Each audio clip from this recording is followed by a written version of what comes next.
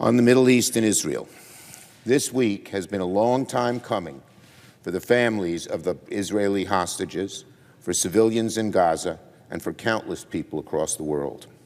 A little over an hour ago, Israel's Security Cabinet voted to approve the ceasefire that negotiators announced earlier this week.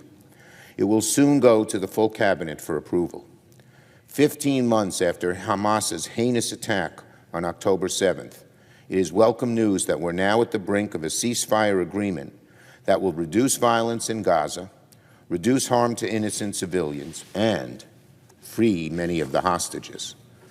This ceasefire marks a hopeful turning point for Israel, for the Palestinian people, and particularly for the families of the hostages who have waited so long in agony. We will not rest until every hostage comes home.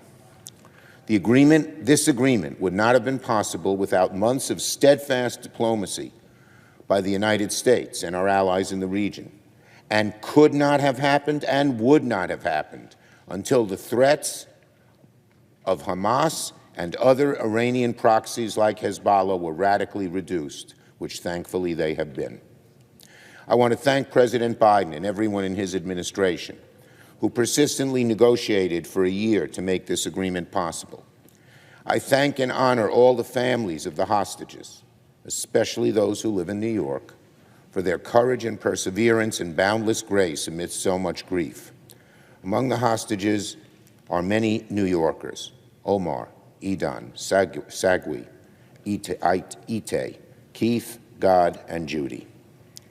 Getting to know the families of the hostages, hearing them share stories about their loved ones in captivity, about their hopes and their fears and frustrations and their perseverance will be something I will remember forever. Today I promise them this: we will keep working to make sure every hostage comes home.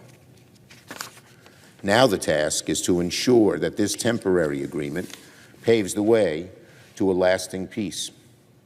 This first phase is critical for bringing home all the hostages and preserving Israel's right to defend itself. We must make sure that the terrorists of Hamas can never again pose a threat to Israel or to the region. We must also do everything we can to deliver immediate and life-saving relief to civilians in Gaza. For 15 months, they have suffered unimaginable destruction. It will take all parties working together to make sure the Palestinian people can rebuild their lives with dignity, with security, and outside the terrible shadow that Hamas cast over the Gaza Strip, including using so many innocent civilians as human shields.